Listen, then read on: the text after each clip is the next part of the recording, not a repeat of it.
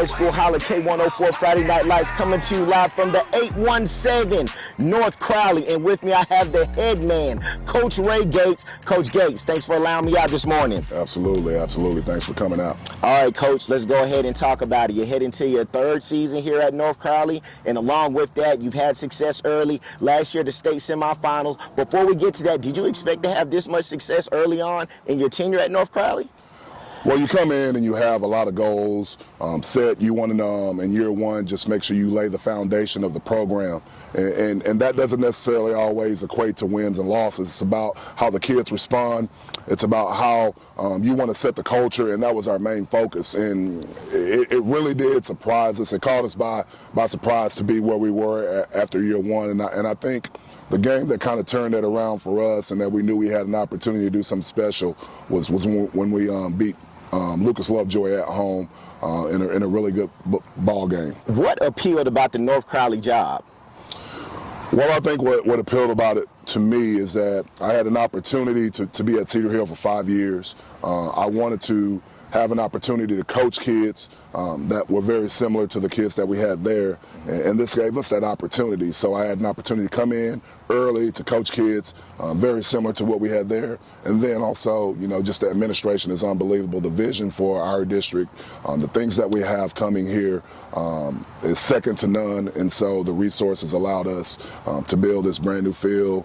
We have 3 more turf fields, so a total of 4 indoor, building brand new locker rooms, weight room, all of that stuff is in the pipe. So the vision here in Crowley ISD is something that I wanted to connect to. Shout out to Crowley ISD, a lot of big things going on right here. And one of the things that you've branded so well is 817 and bringing the 817 together. And really, it's been resounding. You know, you see the student athletes, the family, the community really coming together. You know, how's that just been in just, you know, really just branding that 817? Man, 817 is about Fort Worth, you know, and our kids, you know, they represent Fort Worth. Although our school is Crowley, our attendance zone is in Fort Worth. We're 76123, you know, and so that's what we wanted to put out to our community, to let them know that we're going to represent all of Crowley, but also we're going to represent all of, you know, Fort Worth, Texas, because we have a lot of kids parents that grew up and went to Fort Worth ISD that now live out in our area. So they bring that with them, you know, and they bring that Fort Worth swag with them. And so we were going to represent and we were going to put on for all the 817. All right, so along with that, and I asked all the high school coaches this, we talk about the college transfer portal, but the high school transfer portal seems to be moving even quicker. So how do you protect your student athletes in regards to those things? I think for us, number one, it always falls back on relationships.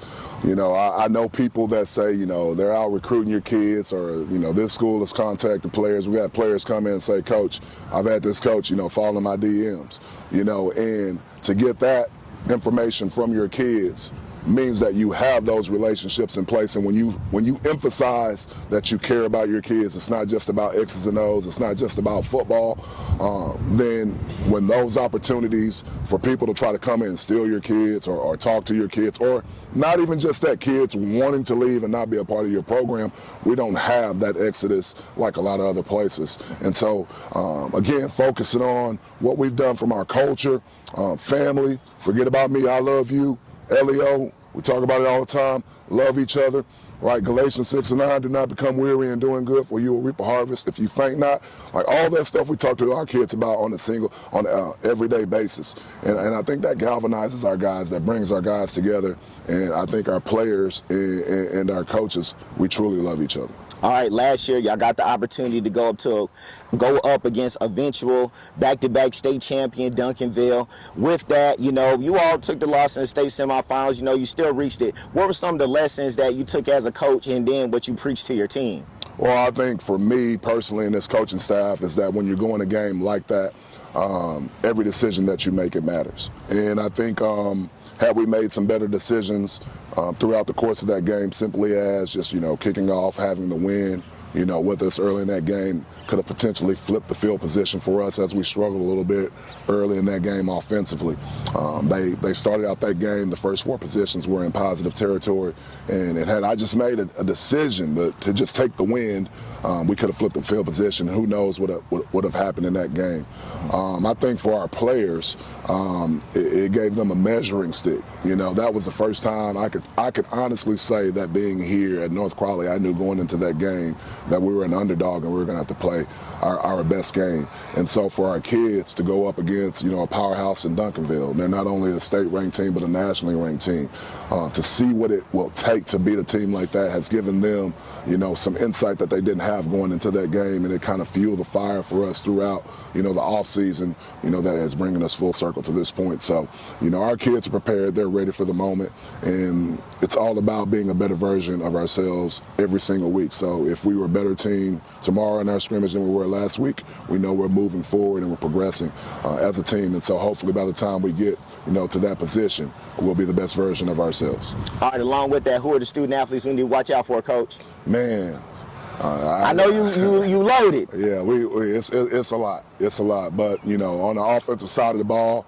it always starts with QB1, with Chris Jimerson. Kid has been a 4-year starter. He's an unbelievable football player.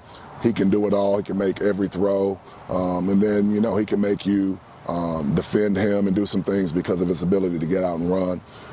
Running back, Cornelius Warren, who's a 4-star guy committed to UNLV. Super electric. He can do it all from the running back position to the receiver position. We have Daniel Bray, who's, 10-3-8 kid. He's going to step on the field every week. He's going to be one of the fastest kids on the field. He can score at any given time. On the outside, we have Q Gibson. It's going viral from last week. He's on ESPN. Kid's going to be very electric for us. He ran 23 miles an hour on our GPS system, so he can roll. Kevin Moore is another receiver, and it's a lot of those guys. Defense side of the ball, it's headed by Jonathan Cunningham, who's committed to Texas currently. Linebacker, long range, he can run, physical guy. Another linebacker, we have Jabril Asbury, big physical guy in the middle of our defense. Defensive end, Xavier Coleman, a senior who's going to Yale, a long, athletic guy off the edge. 4-star corner in Drayton Fulbright, can shut it down on any side. I mean, the list goes on and on. So we're fortunate and we're blessed to have this type of talent. And now it's our job as coaches to manage that and put the best product on the field. QB1, UNT commit, Chris Jimerson. Chris, talk about your goals for your senior year, and along with that, what does North Crowley need to do to take that next step to be state champions? One of my goals is overall to win state. What it's going to take, discipline, hard work, everybody putting into the game of football that we all say we love. So, along with that, your QB1, you can run it, you can throw it. What do you prefer to do? Shoot everything. I prefer to do everything because I can do everything. So, yeah. That. John, just talk about last year in North Crowley making the turn to be state contenders. Last year we had a phenomenal season. We went 14-1. Made it all the way to the state semifinals, I think, yeah. Almost made it there, didn't get the job done, unfortunately. But we had a phenomenal season last year. A lot of those people returning, a lot of those people from defense and offense coming back. I feel like last year we're using that last year as fuel to better us this season. So that's really what we're taking from last year and things like that. So along with that, class of 2026, the top offensive lineman, the top player in some of these lists, how do you handle that while still trying to get better every day? Yes, sir. I just use all that as fuel, like everything, or like being ranked and all that. I don't let that get to me. I don't let that get to my mind.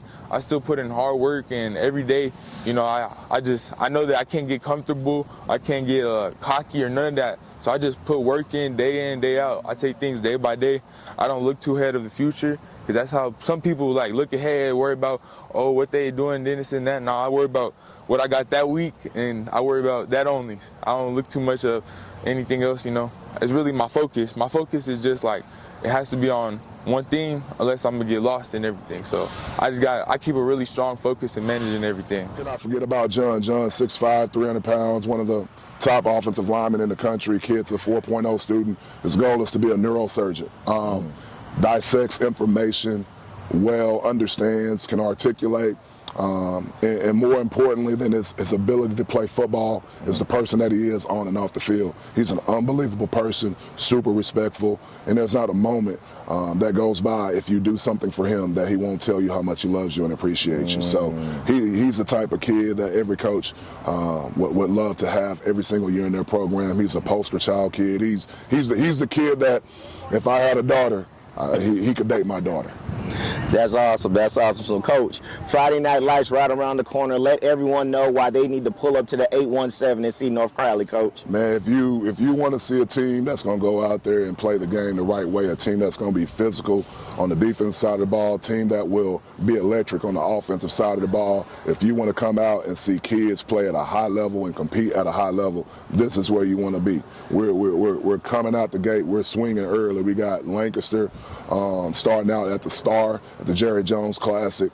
The following week, we roll into DeSoto. Y'all got some heat. It's going to be an unbelievable atmosphere there. Shout out to Coach Mathis and the Eagles for what they have done, on that side of town.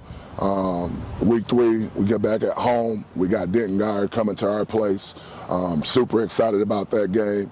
Coach Heim does an unbelievable job with that group that he has up there. And then we finish it out with Rockwall at their place with Coach Brooks over there and the high-powered offense that they're going to display. So, we're not leaving no stone unturned.